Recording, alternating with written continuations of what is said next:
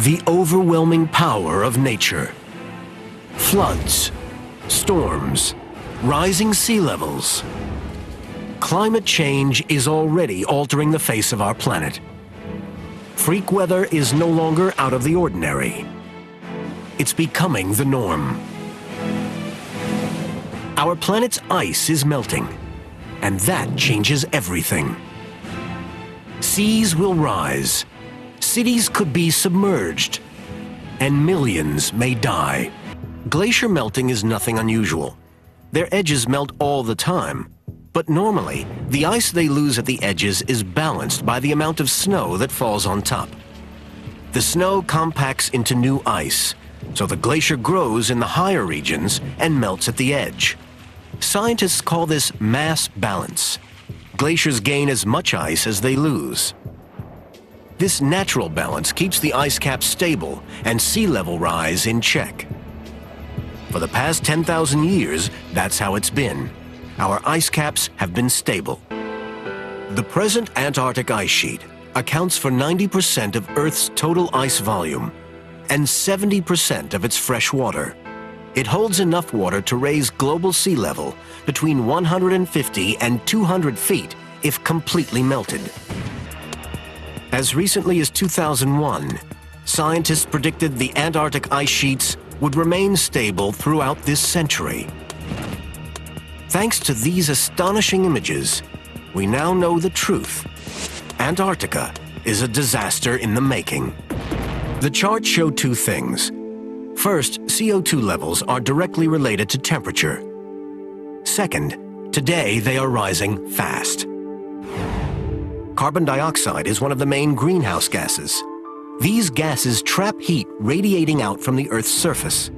The heat stays in the atmosphere instead of traveling out into space. 1850, the Industrial Revolution turns on, and we start to see CO2 going up. We're burning fossil fuels, we're cutting a lot of trees, CO2 is rising. And it's still going up, and we're burning, and we're right there. And the change that's happened is very real, it's very clear. We know where it came from, we know what happened.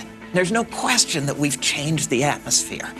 These are possible futures. Will the economy grow like crazy? Will the economy tank? Will we clean up? Will we not clean up? It's estimated that within 3 decades, 75% of the world's population will live in the coastal zone. The problem is ice. The Earth is approaching a tipping point, a point where climate change gets so severe that it could spiral out of control. A temperature increase of just a few degrees would have an enormous impact on human societies and ecosystems. That will cause the warming to accelerate to a point where the Earth cannot recover. The effects of the coming meltdown could be catastrophic. The Earth is heating up, the ice caps are melting, and sea levels are rising. Human industry is the cause, and that should mean we can stop it. Ice reflects the sun's energy back into space, and that helps keep the Earth cool. Melt the ice, and there is less ice to reflect the sun. More heat is absorbed into the oceans, and the cooling effect gets smaller. As more and more ice melts, more and more heat from the sun gets through, melting more ice. It's a vicious circle. Heat is energy. And sea temperatures are the engine that powers one of the most destructive phenomena on our planet, the hurricane.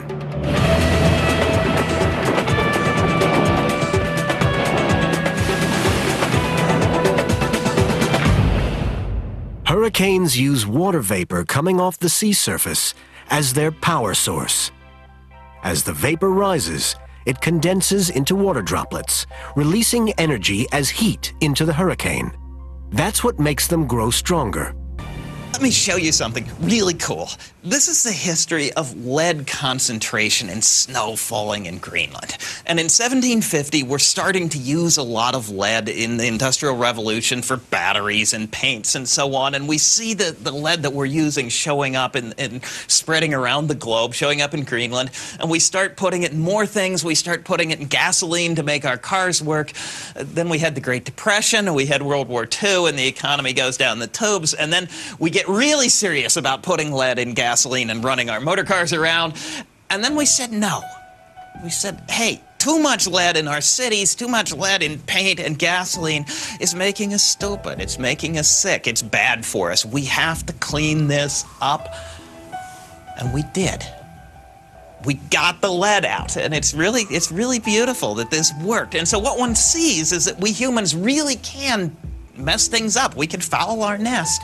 And when we decide we want to, we really can clean it up. We stopped pumping lead into the atmosphere, and the atmosphere changed. Could we do the same with carbon dioxide?